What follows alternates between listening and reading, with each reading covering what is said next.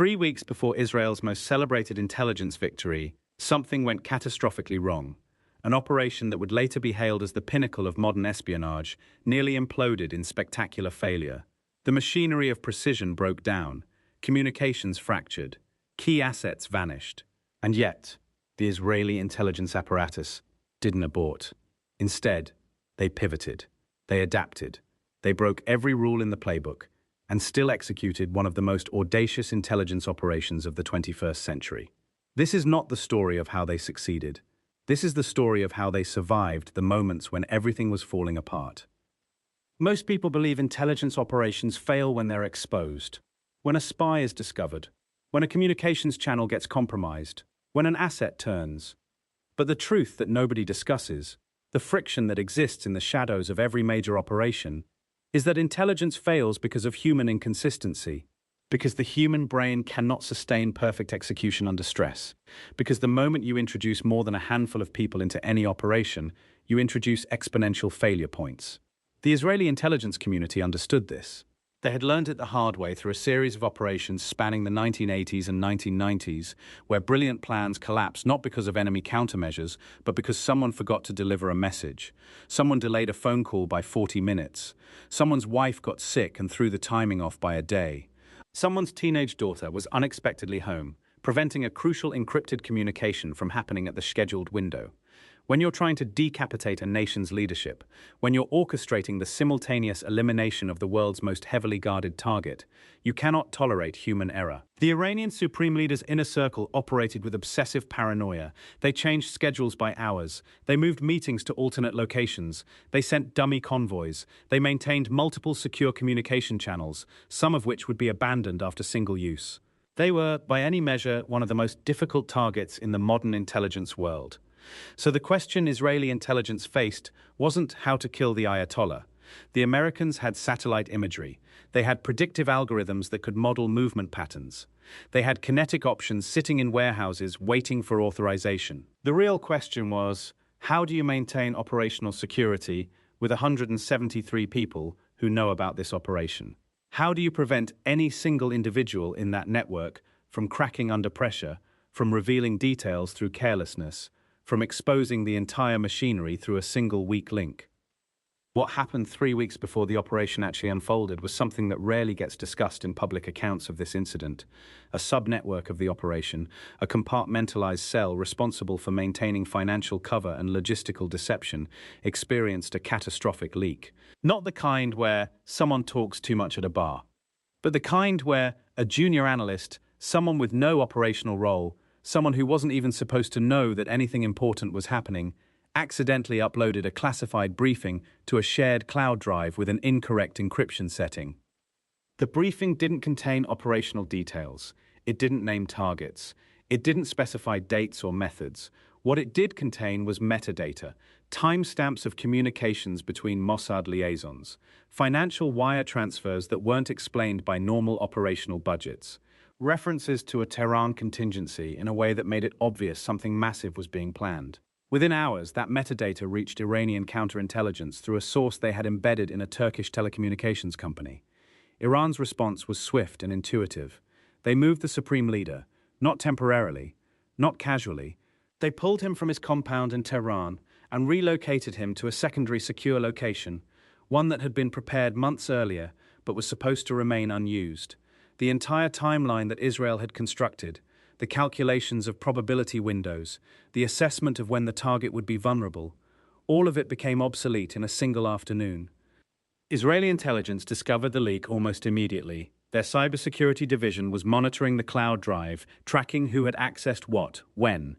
Within 48 minutes of that classified file being exposed, they knew there was a problem. They knew the Iranians had been alerted. They knew their primary plan was blown. And here is where most intelligence operations simply shut down. You abort, you wait, you replan. You come back in months or years when the political situation has changed and you have new access. But Israeli leadership, along with their American counterparts, made a different calculation. They understood that windows of opportunity against protected targets don't stay open for long. They understood that waiting meant giving the Iranian regime time to deploy additional defenses, to harden their security posture, to make future operations even more difficult. They understood that sometimes you move forward not because the conditions are perfect, but because the conditions will never be perfect again. What they did next was extraordinary. Instead of aborting the operation, the Israeli intelligence chief made a decision that would ripple through the organization. They would deliberately spread disinformation about the exposure. They would make the Iranian regime believe that the Israelis knew their position had been compromised, but that the Israelis didn't care. They would telegraph that an operation was coming anyway, that it was already in motion, that there was nothing Iran could do to stop it. The psychological warfare was brutal and elegant. Israeli assets, carefully positioned agents of influence within the Iranian military and political establishment, began leaking intentional falsehoods. These weren't random lies. They were lies carefully crafted to reinforce a very specific narrative that Israel had lost patience, that the operation was already underway, that Iranian defenses were being systematically dismantled. The goal was to flush out additional Iranian counterintelligence assets, to create pressure on the supreme leader to abandon his new secure location, to force him out of hiding through panic rather than detection. This is where human nature became the actual operational weapon. The Iranian regime, hearing through multiple independent sources that an Israeli strike was imminent, that their defenses had been compromised, that their leadership was in danger, began making reactive decisions. They moved the supreme leader again. Then again, they dispatched military units to different locations. They activated air defense systems to full alert, burning through fuel and alerting their own people that something catastrophic was about to happen. Every movement created a new vulnerability. Every reactive decision revealed patterns of behavior that had previously been hidden. Every attempt to secure the leadership actually exposed it in new ways. The Iranians, in their panic, were unwittingly providing the intelligence that the Israelis needed. They were creating the exact window of opportunity that the initial leak had destroyed. This is not something you'll read in official military histories, because it reveals a fundamental truth that no nation wants publicly acknowledged, that sometimes the best intelligence operations succeed not because of perfect planning, but because of the enemy's unraveling response to perceived danger. The 3-week gap between the initial exposure and the actual operation became a period of unprecedented intelligence collection. While everyone was focused on the cat-and-mouse game of whether Israeli forces were actually coming, Israeli surveillance assets were working 24-hour shifts to track every movement of the Iranian regime. Signals intelligence operators were monitoring every phone call, every encrypted message, every subtle communication within Iran's power structure. Human assets on the ground were reporting the location of the supreme leader in real time, and the psychological pressure was building with each passing day. By the final week, the Iranian regime was fracturing internally. Military leaders were questioning whether they could protect the supreme leader. Religious authorities within the government were debating whether to recommend he evacuate entirely or hold his ground. The regime's propaganda machine was struggling to maintain the narrative that everything was under control. The Ayatollah himself, a man who had ruled through projection of invincibility for 4 decades, was experiencing what most people never witness: the slow degradation of confidence that comes from genuine vulnerability. And this is the critical turning point that most operational breakdowns in intelligence history miss. The moment where you have to recognize that perfect operational security has been compromised. And instead of retreating, you lean forward. You use the exposure as a weapon. You turn the enemy's natural paranoia and defensive instincts against itself. You understand that an enemy under pressure makes mistakes that a complacent enemy never would. The Israelis, working with the Americans, made a series of decisions in those 21 days that violated every principle of intelligence tradecraft. They compartmentalized less stringently. They used communication channels they knew might be monitored. They deployed assets in patterns that were almost visible. But they did this intentionally. They were playing a double game, operating in plain sight while being absolutely certain about their actual intentions, because the confusion created by the initial leak had become a strategic asset rather than a liability. By the time the actual operation was green-lit, Israeli planners had something they rarely achieve in real-world intelligence work: near-perfect awareness of their target's exact location, security posture, and predictable movements. Not because their original plan had been brilliant, but because their original plan had failed and they'd been audacious enough to weaponize that failure. This is what distinguishes extraordinary intelligence operations from merely competent ones. It's not the ability to execute a perfect plan. Perfect plans rarely survive first contact with reality. It's the ability to recognize that plans always fail in small ways, in micro failures that nobody anticipates. And it's the ability to see those failures not as catastrophes, but as data points that can be repurposed, recontextualized, and weaponized against an adversary who is reacting to information that was never supposed to exist. Human intelligence, the most difficult form of intelligence to manage and execute, is ultimately about understanding human behavior better than your opponent does. It's about recognizing that when you expose something that was meant to be hidden, you can choose the narrative around that exposure. You can choose whether it represents failure or strategy. You can choose whether it triggers the enemy's defensive protocols or their emotional panic. The Iranian regime, for all its sophistication and paranoia, believed it understood the logic of Israeli military operations. They believed that if something went wrong, the operation would be cancelled. They believed that military logic and intelligence logic operated in the same framework. What they didn't account for was that sometimes intelligence services operate in a completely different frame. Sometimes they succeed, not despite the plan breaking down, but because of it. The operation that followed, the strike package, the kinetic phase, that's the part everyone focuses on. That's the part with the dramatic visuals and the clear victory narrative. But the real operation, the one that mattered, happened in those 3 weeks of apparent chaos and unraveling. That's where the actual battle was fought. That's where Israel's intelligence apparatus proved it could adapt faster than Iran could respond, that it could turn exposure into advantage, that it could weaponize human nature itself. And this matters beyond this single operation. This matters because it reveals a pattern that intelligence agencies worldwide have been learning and relearning for decades, that the rigid structures and compartmentalization and operational security protocols that we're taught are necessary for intelligence work. They're not actually protective. They're brittle. They fail in ways that are catastrophic. What's actually protective is psychological warfare, adaptability, speed, and the willingness to break every rule in the rulebook the moment you realize your rulebook has been compromised. This is the unspoken education that happens inside intelligence agencies. Not in the official training programs, but in the actual operations.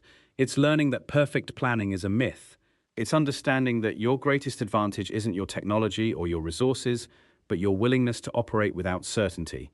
It's recognizing that the enemy's need for certainty, their need to feel secure, their need to maintain control, that's their vulnerability. The Iranian regime's entire existence is built on the projection of control. Control over its military, control over its narrative, control over its future. So when that control is threatened, when the regime can no longer be certain about what Israel knows or what Israel is planning, the entire psychological foundation begins to crumble. And intelligence professionals understand this.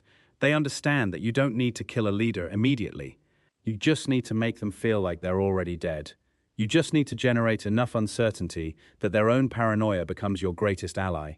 This is why the 3-week period matters. This is why understanding the failure and the adaptation matters more than understanding the successful strike. Because the strike was the inevitable conclusion of a brilliant psychological and informational campaign. Remove that campaign, and the strike becomes significantly more difficult. But understand that campaign.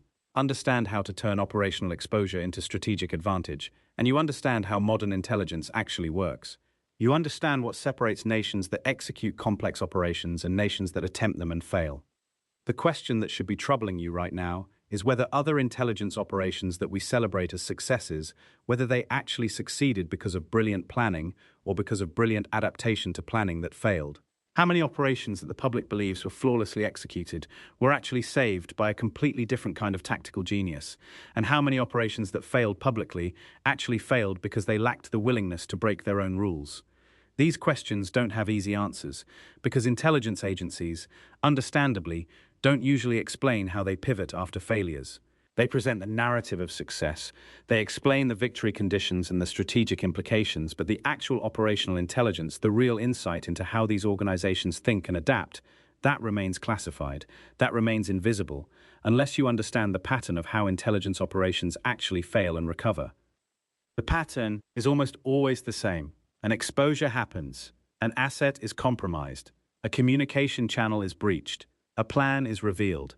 And in that moment, leadership has two choices. They can abort and restart, or they can accelerate and weaponize the exposure. The organizations that choose the second option are the ones that succeed in the most difficult environments against the most protected targets.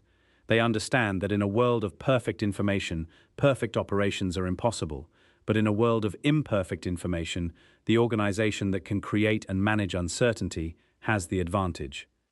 If you want to understand how modern intelligence actually operates at the highest levels, if you want to see the real tactical thinking that underpins the operations you read about in the news, there's a resource that breaks down these patterns in much greater depth. I've got it linked in the description, and I've pinned it to the top of the comments for you. It goes deep into the psychology of intelligence operations and how agencies actually think when plans break down. What we're really discussing here is a fundamental shift in how intelligence organizations understand their own work. For decades, the mythology around spies and espionage operations was built on the idea of perfect infiltration, perfect agents, perfect communication, perfect timing, everything executing according to plan. That's the narrative you get in spy novels and declassified case studies written decades later. But the reality that current intelligence professionals understand is messier, it's more human, it's more adaptive. It's more about recognizing that your opponent is also human, that they will make mistakes based on fear, that they will respond to pressure in predictable ways, even if their response isn't logical. The job of intelligence isn't to execute a perfect plan, it's to understand humans well enough to create conditions where their imperfect responses give you the advantage. This transforms how you think about every intelligence operation. It means that what looks like chaos from the outside, what looks like the operation going sideways, might actually be part of the operational design. It means that intelligence success isn't measured by how cleanly the plan executed, but by whether the operation achieved its objective despite everything going sideways. It means that intelligence professionals aren't selected for their ability to follow procedures. They're selected for their ability to improvise when procedures become obsolete. The Iranian regime understood military defense. They understood how to physically protect installations and personnel. They understood air defense. They understood how to distribute military assets. What they didn't fully understand, what intelligence services around the world sometimes fail to understand, is that your greatest vulnerability isn't your physical security, it's your decision-making process under pressure. When you activate defenses, when you move personnel, when you change protocols, you're revealing your actual security posture. You're showing the world where your leadership is most vulnerable, where you believe the threat is greatest, how you respond to stimuli. And intelligent adversaries watch those responses carefully. They learn from them, they use them to refine their own understanding of your vulnerabilities. So the Iranian regime, in trying to defend itself against what it believed was an imminent Israeli operation, actually provided more intelligence to Israel than years of human assets could have gathered. It revealed decision-making hierarchies. It revealed who actually had authority in moments of crisis. It revealed which military units were trusted with the most sensitive tasks. It revealed the actual location where the supreme leader felt safest. All of this because they believed they were under active threat. This is why the leak, the exposure, the moment when things appeared to go wrong, actually represented a breakthrough. Not despite being a failure, but because it was a failure that could be weaponized. Israeli intelligence recognized, in that moment when everything had gone sideways, that they had been handed a gift, an opportunity to test Iranian responses, to map Iranian decision-making under pressure, to understand the actual vulnerabilities of the regime rather than the hypothetical vulnerabilities that planners had been theorizing about. And from that point forward, everything that happened, everything that the Iranian regime believed was its defensive response to a threat, was actually intelligence collection. Every movement of the supreme leader was tracked. Every communication was intercepted. Every decision was analyzed. Every pattern was recorded. The Iranian regime was, in essence, being guided into providing the exact intelligence that Israel needed to execute the operation successfully. This is a level of sophistication that goes far beyond traditional intelligence operations. It's not just collecting information, it's creating conditions where the adversary provides the information you need because they believe it's in their own interest to do so. It's understanding human psychology deeply enough to predict behavior even before it happens. It's recognizing that the best intelligence doesn't come from stealing secrets. It comes from guiding your opponent to reveal them voluntarily. The military operation, the kinetic strike, the destruction of the target, that was the outcome of this psychological and informational campaign. But it wasn't the operation itself. The operation was already complete weeks before any missiles were fired. The operation had already succeeded in its actual objective, understanding the target completely, predicting the target's behavior, and creating conditions where the target would do exactly what the attackers needed it to do. This matters because it reveals how intelligence organizations in the 21st century actually operate. It's not about James Bond sneaking into secure facilities. It's about understanding how human beings think, how they respond to pressure, how they make decisions when they're afraid. It's about creating information environments where people have no choice but to do what you predict.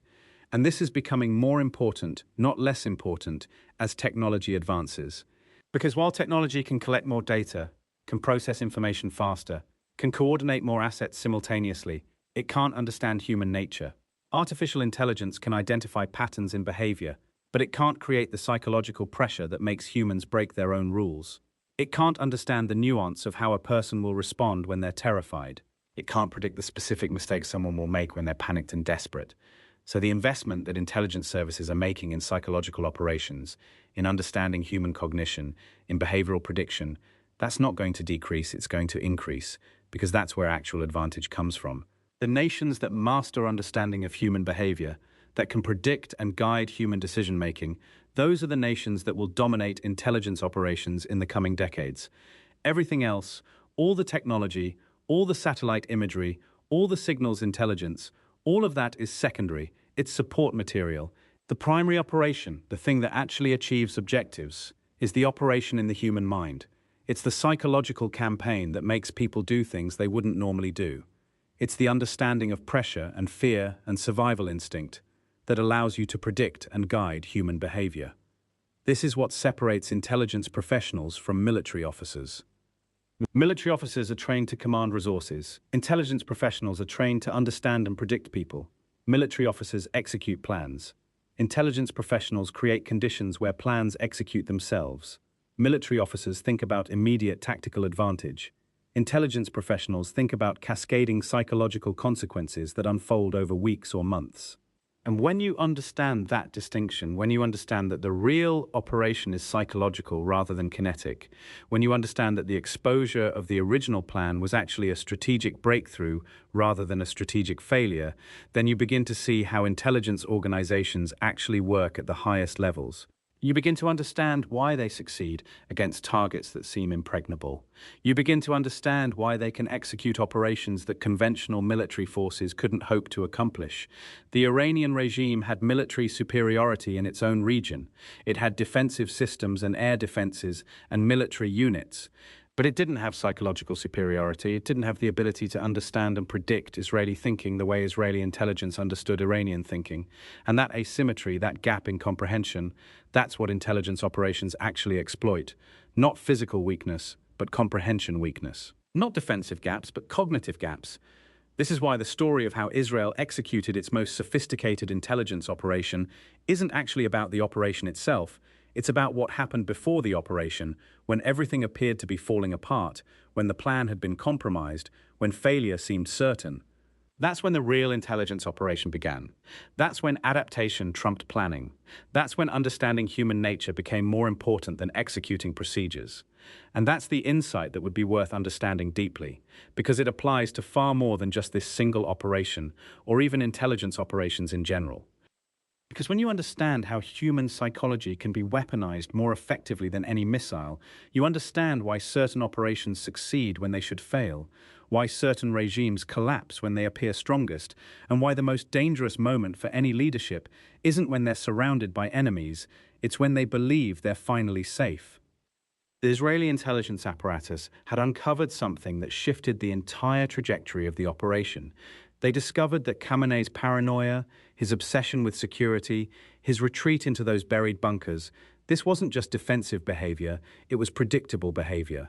And predictable behavior, when you understand it completely, becomes something you can manipulate. Between September 2025 and February 2026, Iranian security protocols fell into a rhythm, a pattern. The Ayatollah would spend the vast majority of his time underground, moving only when absolutely necessary, only when the political situation demanded his physical presence above ground. Religious holidays became opportunities. National celebrations became moments when he had to emerge. State television broadcasts required him to appear, to show strength, to demonstrate that despite the devastation of the June War, the Islamic Republic's leadership remained intact. What Israeli and American intelligence realized was this: Khamenei operated on a forced schedule. He couldn't remain hidden forever. The legitimacy of his regime depended on periodic visibility, and more importantly, he was aware of this vulnerability. His security team was aware of it. But awareness doesn't eliminate the constraint. It only makes people more anxious about it. The bunker system beneath his compound had been built to withstand direct strikes from tactical nuclear weapons. The walls were meters thick. The blast doors weighed hundreds of tons. The air supply was independent, filtered, and autonomous. The communications systems were hardened against electromagnetic pulses. On paper, it was impenetrable. But Khamenei faced an impossible dilemma. The bunker kept him alive. It also slowly suffocated him politically. The longer he remained hidden, the more rumors circulated. The more whispers suggested that he'd been wounded in the June War, that his health was failing, that the regime was fracturing without visible leadership. The longer he disappeared, the more the Iranian public, and more importantly, the Iranian military, began to question whether the supreme leader still had the strength to lead. This was the psychological trap that intelligence analysts had identified. Khamenei needed to appear powerful. His regime needed him to appear vital. But every appearance was an exposure. Every public moment was a vulnerability. And intelligence services on the Israeli and American side were now watching every single one of those moments with microscopic precision.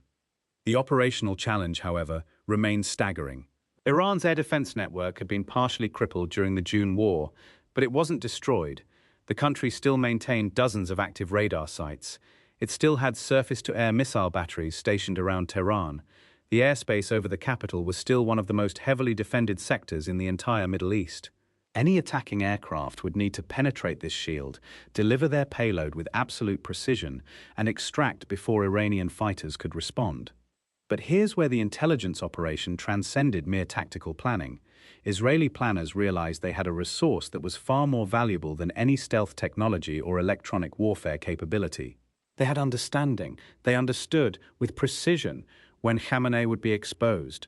They understood which public appearances were negotiable and which were politically mandatory. They understood which holidays he absolutely had to attend, which events he could potentially cancel or delay. And more than that, they understood Khamenei as a person. They understood his psychology. They understood that he was a scholar of Islamic jurisprudence who took rituals seriously. They understood that he was paranoid, yes, but paranoia of a specific kind.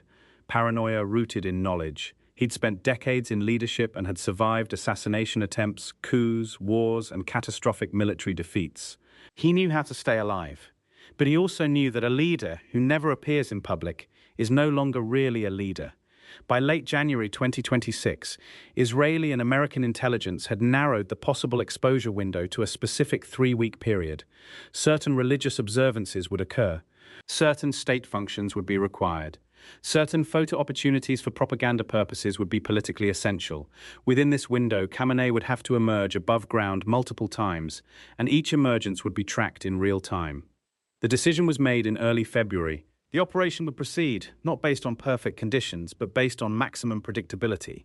The target would be forced to expose himself through the normal functions of leadership, and that exposure window, however brief, would be sufficient. But the operation faced a critical vulnerability. And this is the element that transforms this from a straightforward military strike into something far more complex. The Iranian intelligence service wasn't entirely blind. They didn't have Israeli or American capabilities, but they had resources, they had informants, they had intercepts. They were actively trying to detect assassination plots against their supreme leader. And in mid-February 2026, they partially succeeded. Iranian counterintelligence had discovered evidence of surveillance, not complete evidence, not enough to definitively prove an assassination attempt was in motion, but enough to know that something was happening, enough to trigger heightened alert status. Enough to cause Khamenei's security team to question whether any planned public appearance was wise. This was the moment when the operation faced potential collapse. If Khamenei cancelled his public appearances, if he retreated even deeper into his bunker, if he delayed all state functions, then the carefully calculated exposure window would close. the operation would be postponed. And postponement meant loss of momentum, loss of surprise, loss of the carefully constructed psychological understanding that had taken months to develop. The actual intelligence operation, the real sophisticated maneuver, wasn't the military strike itself. That was the execution phase. The intelligence operation was what happened next. It was how Israeli and American intelligence managed a compromised situation. It was how they adapted when their plan had been partially exposed. And this is where true operational sophistication reveals itself. When you understand your opponent's psychology more deeply than they understand their own vulnerabilities, you can guide them towards specific decisions even when they're aware of the threat. You can exploit not just their weaknesses, but their awareness of their weaknesses. Israeli intelligence, working in conjunction with their American counterparts, made a calculated move. They allowed certain indicators to become visible to Iranian counterintelligence. Not all of them, not enough to completely expose the operation, but enough to suggest that the threat window had already begun to close, that the most dangerous period had perhaps passed, that the assassination attempt, if it existed, might have been disrupted by enhanced security measures. In other words, Israeli intelligence subtly convinced Iranian intelligence that their own counterintelligence measures had already succeeded in disrupting the threat. This was a critical psychological operation. It was designed to reduce Khamenei's perceived vulnerability just enough that he would resume his scheduled public appearances. It was designed to make the Iranian leadership believe they had already won this round, that their security measures had already prevented whatever was being planned. And it worked. By late February, Khamenei's security team was still alert, but they were no longer in maximum panic mode. The threat, they believed, had been detected and neutralized. The assassination attempt, whatever it had been disrupted by superior Iranian counterintelligence. This was a narrative that satisfied both their professional pride and their operational requirements. It allowed them to justify why they hadn't cancelled the supreme leader's public schedule. The psychological operation had been flawlessly executed. Israeli and American intelligence had taken a situation where they'd been partially compromised and turned it into a confidence-building exercise for the other side. They'd convinced Iran that its own security measures had already defeated the threat. There's additional context available in the description that goes much deeper into how intelligence services manipulate perception and reality in these critical moments. It's absolutely worth checking out if you want to understand the actual operational mechanics behind modern intelligence warfare. On February 27, 2026, Khamenei received confirmation that he would attend an important state function on February 28th, a religious commemoration that required his physical presence, a public appearance that would demonstrate the continuing vitality of Islamic Republic leadership, a moment that would provide the perfect propaganda opportunity for Iranian state media. He had no way of knowing that this moment had been predicted. He had no way of knowing that Israeli intelligence had calculated this exact sequence of events months in advance. He had no way of knowing that the seeming victory of his counterintelligence service, the disruption of an assassination threat, had actually been part of the operation all along. The room had been selected carefully. It was underground enough to provide some protection, but not so deep that it would raise suspicion. Khamenei would be surrounded by his closest advisors. The gathering would be small but prestigious, exactly the kind of moment that Iranian state media would document and broadcast to demonstrate that leadership was functioning normally. What no one in that room knew was that their location had been precisely mapped. The exact coordinates had been transmitted to the pilots who were already preparing their aircraft. The moment had been chosen. The target was about to expose himself in exactly the way that months of intelligence work had predicted. And this is the real sophistication of the operation. It wasn't the missiles, it wasn't the aircraft, it wasn't even the precision targeting. The real intelligence operation was the months of work that made the military strike possible. It was the understanding of human psychology that predicted when Khamenei would be exposed. It was the counterintelligence manipulation that convinced Iran its own security measures had already won. It was the exploitation of paranoia to force a specific decision at a specific moment. The supreme leader was about to walk into a room that had been mathematically calculated to be his last room. And he was walking there not because he was forced, but because he'd been subtly guided to believe that he was finally safe. This is how sophisticated intelligence operations actually work. Not through direct confrontation, but through understanding. Not through overwhelming force, but through psychological precision. And this understanding, This ability to predict human behavior and exploit it, this is what separates the most effective intelligence services from everyone else. What happens next requires us to understand exactly how the final phase of the operation unfolded, and more importantly, what happened when everything was about to go catastrophically wrong. At 6:47 a.m. Tehran time, the Ayatollah's personal detail received the coded message. The Supreme Leader would be holding a security briefing in the surface-level command center. This was not unusual. This was protocol. After months of underground isolation, he needed to review intelligence reports on regional threats. His advisors had prepared documents. Maps were spread across the main conference table. Everything was ready. Everything was precisely where it needed to be. What Khamenei did not know was that his own security protocols had been compromised weeks earlier, not through a mole, not through a traditional spy, through something far more insidious, through the manipulation of his own decision-making patterns. Israeli and American intelligence had spent months studying not just his movements, but the psychological frameworks that governed those movements.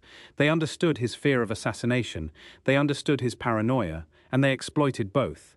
The Supreme Leader believed he was making independent choices about his schedule. He believed his security briefing was his own decision. But every trigger that led him to call that meeting, every psychological pressure that made him feel that he needed to address his military commanders at that exact moment, those were all carefully manufactured inputs. Intelligence services had subtly influenced his inner circle. They had ensured that specific advisors would recommend the briefing. They had made certain that the timing would feel urgent, necessary, unavoidable. Meanwhile, at approximately 6:52 a.m., the strike package crossed Iranian airspace. Two F-15E Strike Eagles, supported by electronic warfare platforms and long-range escort fighters, were now inside the engagement zone.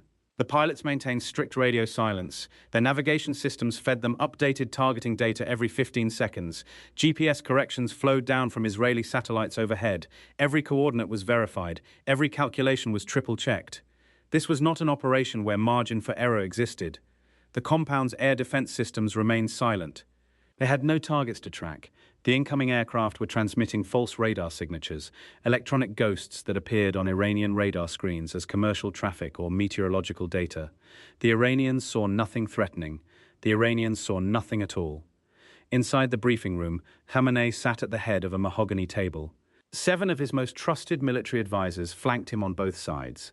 The Revolutionary Guard commander stood at attention, presenting casualty figures from the recent conflict with Israel.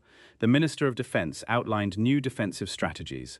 The Supreme Leader listened, nodded, made occasional notes. He was in his element.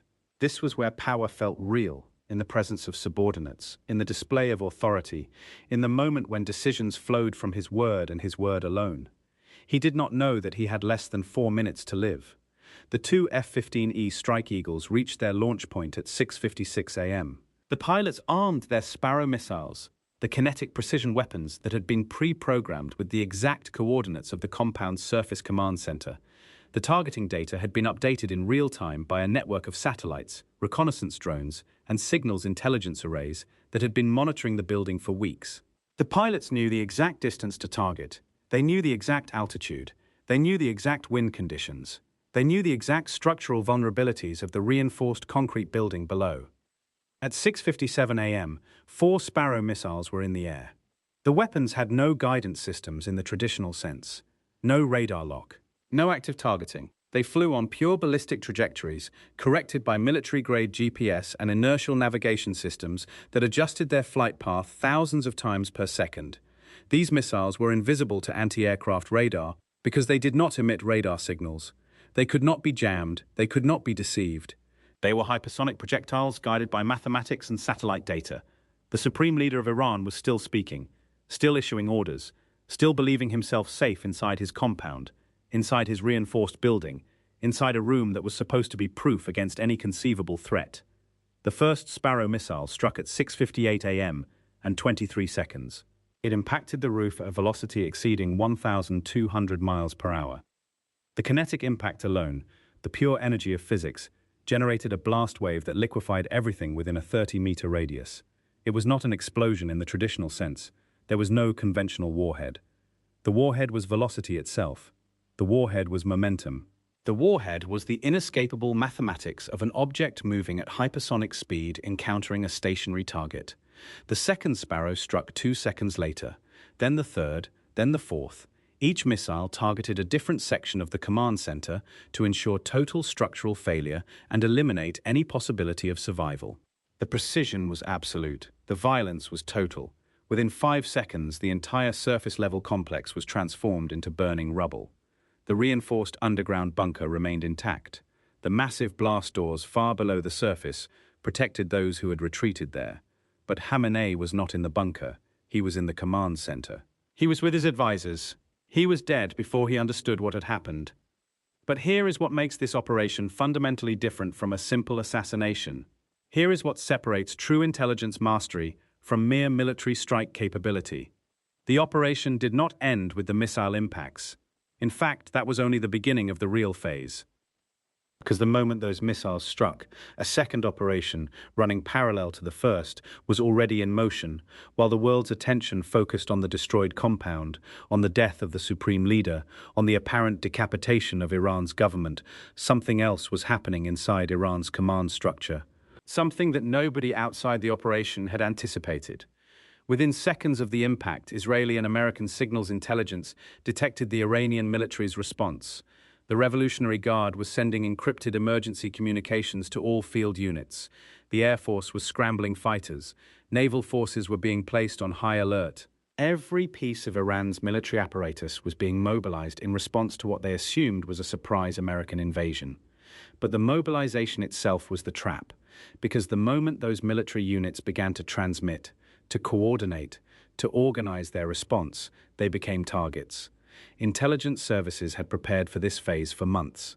The moment the Ayatollah was eliminated, the secondary targets became engaged. Air defense commanders were tracked down and eliminated. Naval base operations were disrupted with surgical precision. Communications nodes were taken offline. It was not a massive bombing campaign. It was something far more sophisticated. It was the surgical disruption of command and control. The Iranian government had lost its supreme leader. It had lost its military command structure. It had lost its ability to coordinate a coherent response. And within the span of 40 minutes, the political void that emerged led to something that intelligence planners had predicted but never stated publicly: the complete internal collapse of the regime's authority structure. The military commanders who survived the strikes immediately faced a choice: continue fighting an enemy they could not see, could not defeat, and could not even properly communicate with, or negotiate terms of surrender that would preserve their power and their lives. Within 72 hours, the choice became obvious. What makes this case study essential is not the strike itself, not the missiles, not even the elimination of a high-value target. What makes this essential is understanding that modern warfare at the highest level is not about weapons. It is about information dominance.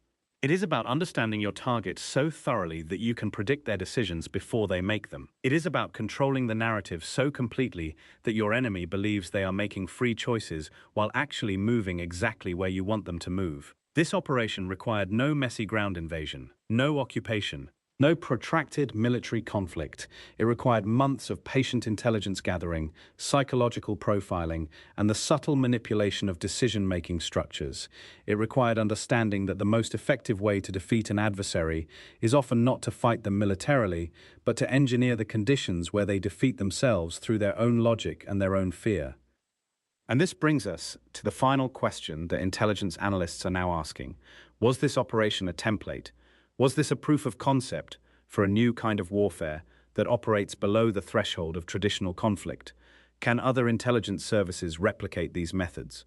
Can they identify high-value targets, predict their behavior patterns, and engineer the circumstances that make those targets vulnerable?